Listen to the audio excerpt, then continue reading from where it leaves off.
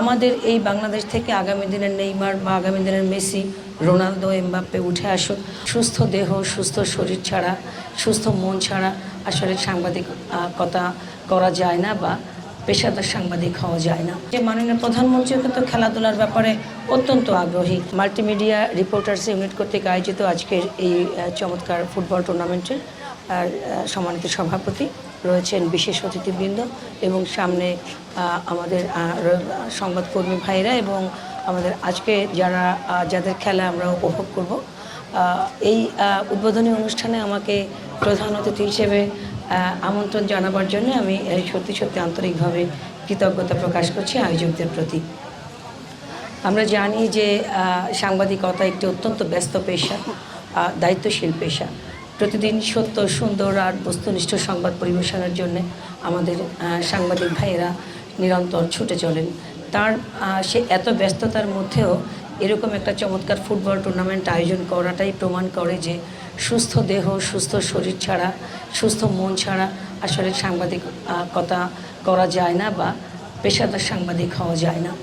আমরা এটা সবসময়ের জন্যই দেখি, মনে করি যে ফুটবল খেলা কিন্তু শুধুমাত্র একটা খেলা না, এটা আমাদের একটা শৃঙ্খলারও বহিঃপ্রকাশ, আমাদের শৃঙ্খলার যে চেতনারও বহিঃপ্রকাশ। আমরা দেখি যে 22 জন, দুইটা গ্রুপে 22-23 জন প্লেয়ার মাঠে নামে, তাদের টার্গেট থাকে কিন্তু বিজয় অর্জন, কিন্তু তারপরও কেউ কাউকে টাচ না করে, কেউ কাউকে হার্ট না করে বা মারামারি না করে কিভাবে একটা গোল করা যাবে সেই প্ল্যানটা তাদের থাকে।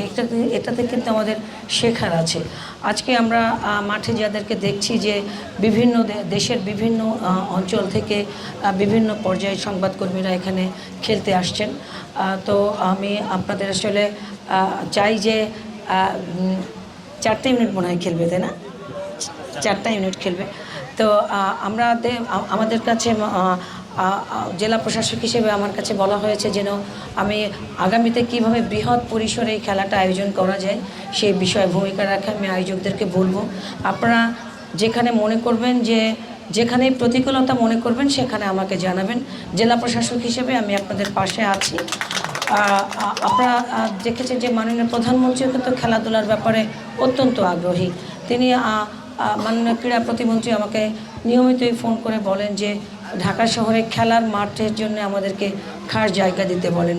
তো আমরা সার্চিংয়ে রেখেছি যাতে বড় পরিসরে খেলার মাঠের যদি জায়গা আমরা দিতে পারি তাহলে খেলার জন্য যে উপযুক্ত পরিবেশ দরকার সে বিষয়ে সরকার ভূমিকা রাখতে পারবে। মাননীয় প্রধানমন্ত্রীর টার্গেট যে আগামী দিনে শুধুমাত্র দক্ষিণ এশিয়ায় নয়, সারা বিশ্বের মঞ্চে খেলাধুলাকে যাতে বাংলাদেশের পক্ষে প্রতিনিধিত্ব করা যায় সে বিষয়ে ভূমিকা রাখতে। আজকে দেখেন আমরা বিশ্বকাপ ফুটবল খেলা উপভোগ করছি, কিন্তু এখানে কিন্তু আমাদের বাংলাদেশের কোনো প্রতিনিধিত্ব নেই। তো আমরা চাই যে আমাদের এই বাংলাদেশ থেকে আগামী দিনের নেইমার বা আগামী দিনের মেসি, রোনালদো, এমবাপ্পে উঠে আসুক। হয়তোবা কে জানে একসময় 50 বছর 60 বছর আগেও কিন্তু আজকের যারা বিশ্ব মঞ্চে প্রতিনিধিত্ব করছে তারা কিন্তু ছিল না। তো বাংলাদেশ থেকেও আমরা এরকম প্রতিনিধিত্ব আশা করছি।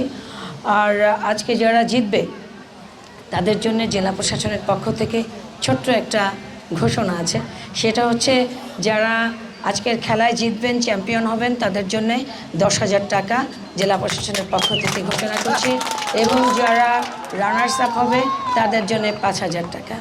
তো সবাই আছে? আচ্ছা জি। তো আমি সত্যি আজকে শুক্রবার ছিল, কিন্তু আপনাদের এই টুর্নামেন্ট হবে সেটা জেনে কিন্তু আমি ছুটে চলে আসছি। তো এখানে আমাকে এই আয়োজনে প্রধান অতিথি হিসেবে আমন্ত্রণ জানাবার জন্য আয়োজকদের প্রতি আবারও কৃতজ্ঞতা এবং ধন্যবাদ জানিয়ে বক্তব্য শেষ করছি।